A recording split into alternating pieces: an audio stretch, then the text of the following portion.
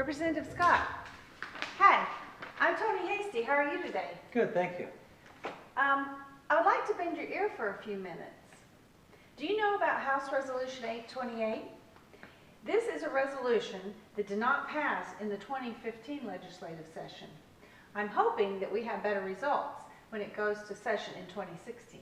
So what's this resolution about, Ms. Hasty? Well, H.R.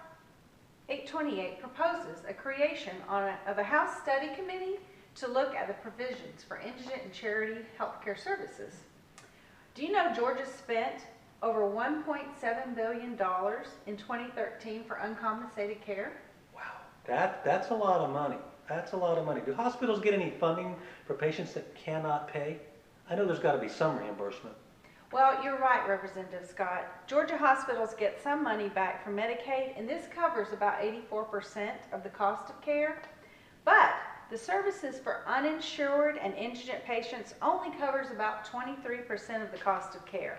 Well, for Georgia, we're a state that chose not to participate in Medicaid expansion. This could keep more people in the uninsured category. So if I hear you correctly, there is some compensation for indigent care to hospitals and providers. So what's needed for this study committee? What is important to find out from the Department of Community Health is what is mandated for healthcare providers and hospitals in order to provide care for all Georgians.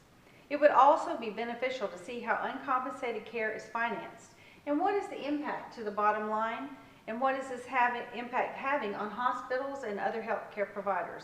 It is important to look at what impact all this has actually on the communities. So my communities are being impacted. Yes.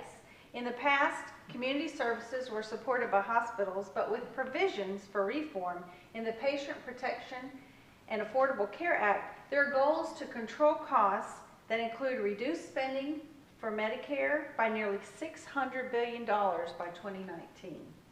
Managed care contracts also will pay hospitals less money. Many hospitals don't have additional funds to continue to support the post-acute services like the community clinics, OB clinics, drug treatment centers, things like that. So I can see where a study would be beneficial since there's less money being paid to hospitals due to cost reductions. So what can I do? I'm so glad that you see a need for this resolution to pass. You can be a voice and support this bill in the next legislative session.